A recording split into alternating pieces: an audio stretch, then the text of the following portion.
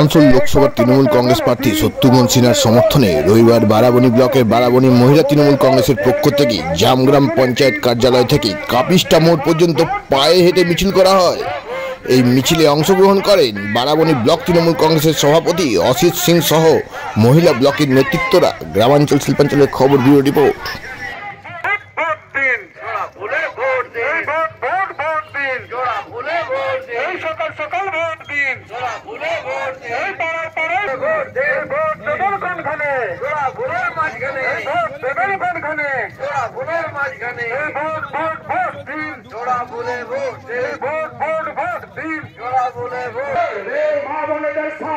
তৃণমূল করেন লড়ছে লড়বে লড়ছে লড়বে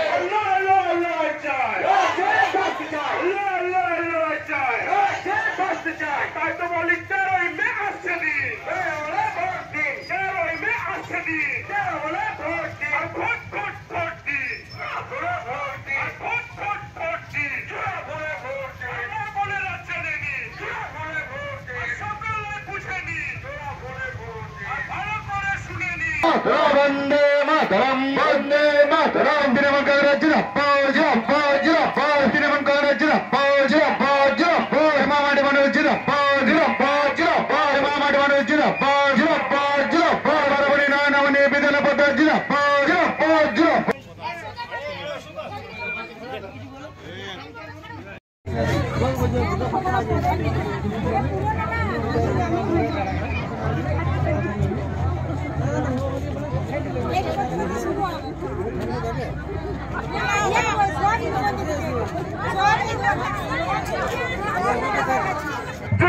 তৃণমূল কংগ্রেস, তৃণমূল কংগ্রেস, তৃণমূল কংগ্রেস জিন্দাবাদ, জিন্দাবাদ, পশ্চিমবঙ্গের অগ্নিকন্যা মমতা ব্যানার্জি জিন্দাবাদ, জিন্দাবাদ, পশ্চিমবঙ্গের অগ্নিকন্যা নয়নমণি অসিত সিং জিন্দাবাদ, জিন্দাবাদ, যুব সমাজের নয়নমণি অসিত সিং জিন্দাবাদ, জিন্দাবাদ, এই গরিব মানুষের স্বার্থে তৃণমূল কংগ্রেস লড়ছে লড়বে, লড়ছে লড়বে, লড়াই লড়াই লড়ছে, লড়াই করে বাঁচতে চাই, লড়াই লড়াই লড়ছে। তৃণমূল কংগ্রেস, তৃণমূল কংগ্রেস, তৃণমূল কংগ্রেস জিন্দাবাদ, জিন্দাবাদ, বন্দে মাতরম, বন্দে মাতরম, বন্দে মাতরম, বন্দে মাতরম, তৃণমূল কংগ্রেস, তৃণমূল কংগ্রেস, তৃণমূল কংগ্রেস জিন্দাবাদ, জিন্দাবাদ, তৃণমূল কংগ্রেস, তৃণমূল কংগ্রেস, তৃণমূল কংগ্রেস জিন্দাবাদ, জিন্দাবাদ, পশ্চিমবঙ্গের অগ্নিকন্যা মমতা ব্যানার্জি জিন্দাবাদ, জিন্দাবাদ, পশ্চিমবঙ্গের অগ্নিকন্যা মমতা ব্যানার্জি জিন্দাবাদ, জিন্দাবাদ, বারাবণী নয়নামণি বিধানপদ জিন্দাবাদ, জিন্দাবাদ, বারাবণী নয়নামণি বিধানপদ জিন্দাবাদ, জিন্দাবাদ, যুব সমাজের নয়নমণি বারাবণীর রাজনেতা অজিত দাস জিন্দাবাদ।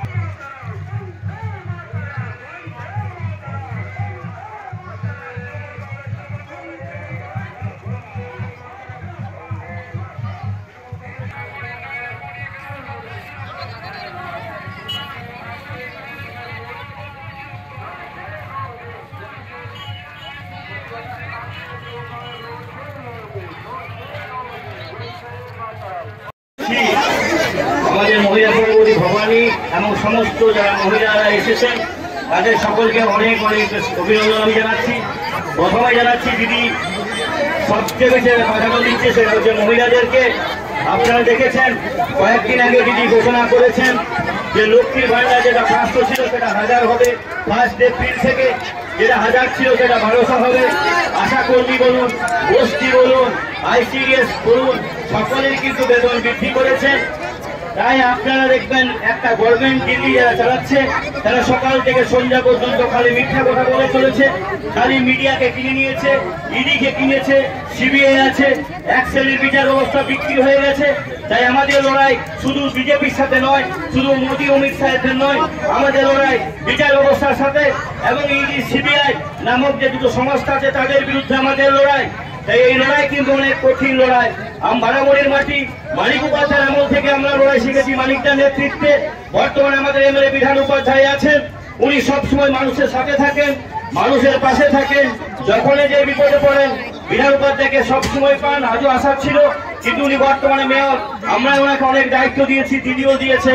তাই পুরো জেলা, পুরো আসানসোল কর্পোরেশনের দায়িত্ব ওনার। তাকে অনেক জায়গায় যেতে হয়, কুলটি, আসানসোল, সব জায়গায়। উনি ভবিষ্যতে নিশ্চয়ই আমাদের কাছে আবার আসবেন। তাই আপনারা এই যে মুদির ভাওতায় পড়বেন না। ওনারা যখন দেখেছেন আমরা হেরে যাব, তখন দেখবেন কখনো সিএ করছেন, নাগরিকত্ব, আমরা তো সবাই নাগরিক, আবার নাগরিকত্ব কিসের, কখনো রাম মন্দির নিয়ে ভোট করতে চাইছেন, যখন দেখছে যে এটা নিয়ে ভোট হবে না, তখন গ্যাসের দাম কিছুটা 100 টাকা কমিয়ে দিচ্ছে, পেট্রোলের দাম কমাচ্ছে, আবার ভোট পেরিয়ে গেলে তার দাম ডবল করে দেবেন। ওনার ভাওতা সকলেই বুঝে গেছেন। তাই আমাদেরকে পশ্চিমবঙ্গ থেকে এবারে 42টার মধ্যে 42টা সিটে দিদি দেখাতে হবে। এবং বিশেষ করে আমাদের বারাবণী, আগেবার আমরা 47,000 লিড দিয়ে 70 মনসাকে জিতিয়েছিলাম, আমরা সেকেন্ড লিড সবচেয়ে বেশি দিয়েছিলাম জেলাতে।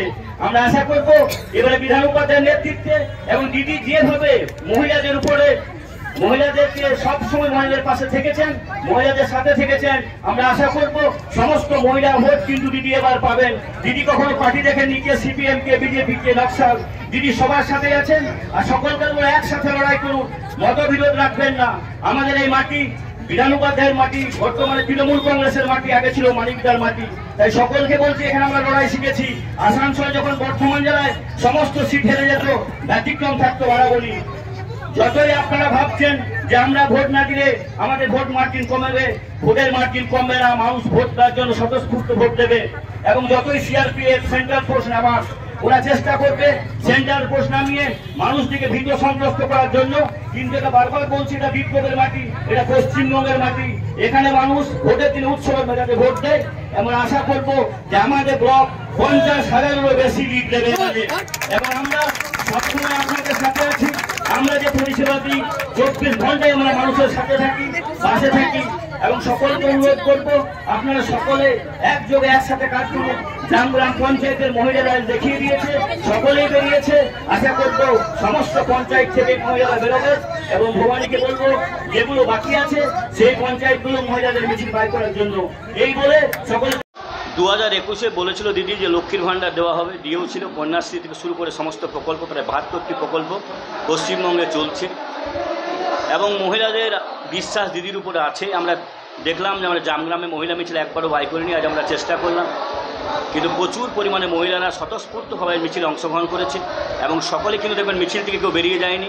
জামগ্রাম থেকে মিছিল শেষ করে শুরু করে শেষ কাপিস্টাতে পড়েছেন। মহিলাদের মধ্যে আগ্রহ ব্যাপক আছে এবং শুধু আমাদের বারাবণী নয়, সমগ্র পশ্চিমবঙ্গের মহিলারা দিদির সাথে আছেন, দিদির পাশে আছেন।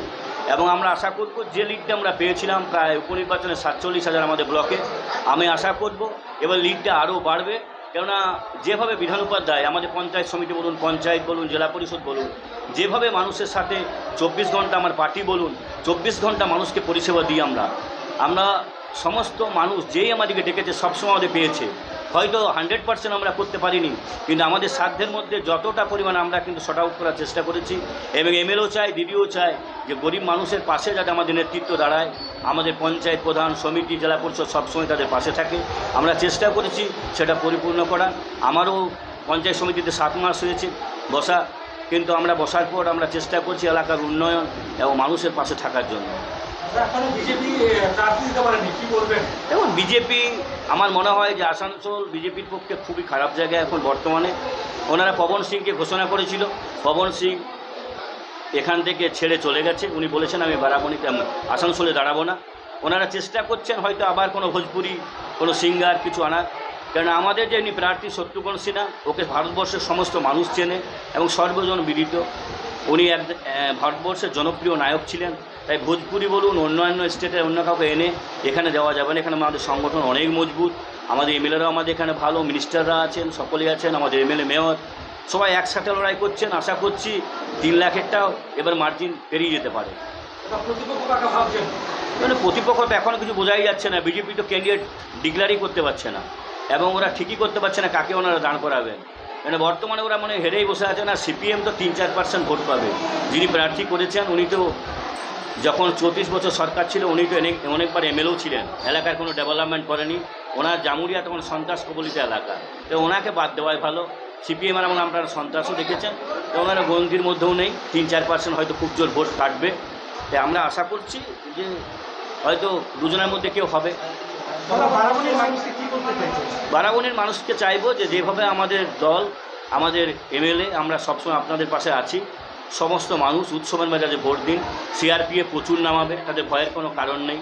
সিআরপিএফ যেমন মনে হচ্ছে কাশ্মীরে যে সিআরপিএফ নেই, আমাদের পশ্চিমবঙ্গে প্রায় 920 কোম্পানি সিআরপি নেমেছে, যেটা মোটামুটি 350 সিআরপিএফ আপনার কাশ্মীরে নেমেছে। তা কাশ্মীরের চেয়েও ভয়ানক পরিস্থিতি বেঙ্গলকে ওরা বলছেন, বাঙালিদের বদনাম করার চেষ্টা করছেন।